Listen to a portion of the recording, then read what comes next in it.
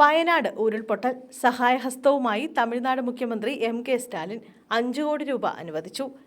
വയനാട്ടിലെ മേപ്പാടിയിലുണ്ടായ ഉരുൾപൊട്ടലിൽ അടിയന്തര സഹായമായി 5 കോടി രൂപ അനുവദിച്ച് തമിഴ്നാട് മുഖ്യമന്ത്രി എം.കെ. സ്റ്റാലിൻ. മുഖ്യമന്ത്രിയുടെ ദുരിതാശ്വാസ നിധിയിൽ നിന്നുമാണ് സഹായമായ 5 കോടി രൂപ അനുവദിച്ചത്. കേരള മുഖ്യമന്ത്രി പിണറായി വിജയനെ ഫോണിൽ വിളിച്ച് അനുശോചനം അറിയിക്കുകയും ദുരന്തത്തിൽ തമിഴ്നാടിന്റെ എല്ലാ സഹായ സഹകരണങ്ങളും വാഗ്ദാനം ചെയ്യുകയും ചെയ്തു.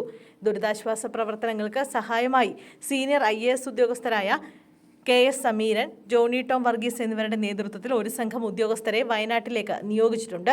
അഗ്നിശമന സേനയിലെ ജോയിന്റ് ഡയറക്ടറുടെ നേതൃത്വത്തിൽ 20 രക്ഷാപ്രവർത്തകരെയും SP-യുടെ നേതൃത്വത്തിൽ 20 ദുരന്ത നിവാരണ ടീമിനെയും 10 ഡോക്ടർമാരും നഴ്സുമാരും അടങ്ങുന്ന മെഡിക്കൽ സംഘത്തെയും ചുമതലപ്പെടുത്തി. ഇവർ കേരളത്തിലെ ഉദ്യോഗസ്ഥർക്കൊപ്പം പ്രവർത്തിക്കുമെന്ന് മുഖ്യമന്ത്രി സ്റ്റാലിൻ അറിയിച്ചു.